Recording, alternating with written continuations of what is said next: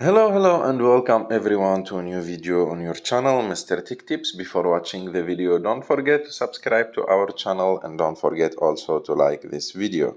In today's video, I will show you how to log out of WhatsApp on your phone. So to do this, you have just to go and open your WhatsApp. And after that, go click on the three dots on the top right of the screen. And after that, click on Settings. On Settings, you have to choose the first option, Account. And as you can see here, you have like the option called Remove Account.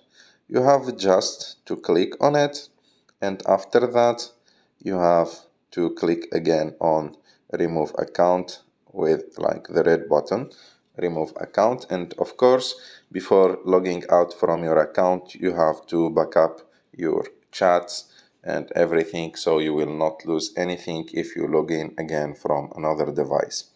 I hope that you like this video. If you like this video, don't forget to subscribe to our channel to like this video, and see you in the next one.